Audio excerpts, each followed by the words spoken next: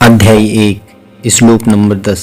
हमारी शक्ति अपरिमेय है और हम सब पितामह द्वारा भली भांति संरक्षित हैं, जबकि पांडवों की शक्ति भीम द्वारा भली भांति संरक्षित होकर भी सीमित है। यहाँ पर दुर्योधन ने तुलनात्मक शक्ति का अनुमान प्रस्तुत किया है। वह सोचता है कि अत्यंत अनुभवी सेना नायक भीष्म पितामह के द्वारा विशेष रूप से संरक्षित होने के कारण उसकी सहस्त्र सेनाओं की शक्ति अपरिमेय है। दूसरी ओर पांडवों की सेनाएं सीमित हैं, क्योंकि उनकी सुरक्षा एक कम अनुभवी नायक भीम द्वारा की जा रही है, जो भीष्म की तुलना में नगण्य है। दुर्योधन सदैव भीम से ईर्ष्या करता था, क्योंकि वह जानता था कि यदि उसकी मृत्यु कभी हुई भी तो वह भीम के द्वारा ही होगी, किंतु साथ ही उसे दृढ़ विश्वास था कि भीम की उपस्थिति में उसकी विजय निश्चित है, क्योंकि भीष्म कहीं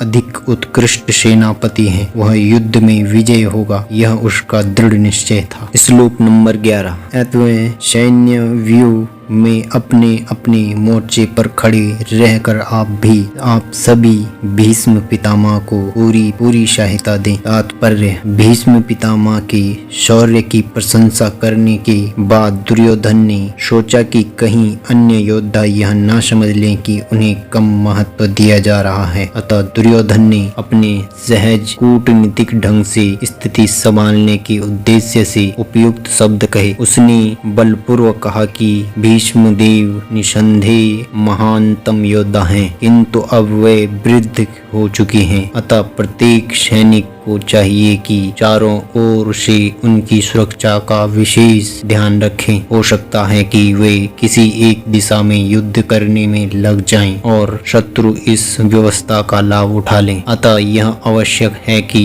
अन्य योद्धा मोर्चे पर अपनी अपनी स्थिति पर अड़िग रहें और शत्रु को व्यूह न तोड़ने दें। दुर्योधन को पूर्ण विश्वास था कि कौरवों की विजय भीष्मदेव की उपस्थिति पर निर्भर है। उसे युद्ध में भीष्मदेव तथा द्रोणाचार्य के पूर्ण सहयोग की आशा थी, क्योंकि वह अच्छी तरह जानता था कि इन दोनों ने उस समय एक शब्द भी नहीं कहा था जब अर्जुन की पत्नी द्रौपदी को असहायावस्था में भरी सभा में नग्न किया जा रहा था, और जब उसने उनसे न्याय की भीख मांगी थी, यह जानते हुए भी कि इन दोनों सेनापतियों के मन में पांडवों के लिए स्नेह था। दुर्योधन को आशा थी कि वे इस स्नेह को उसी तरह त्याग देंगे जिस तरह उन्होंने धूर्त क्रीड़ा की अवसर पर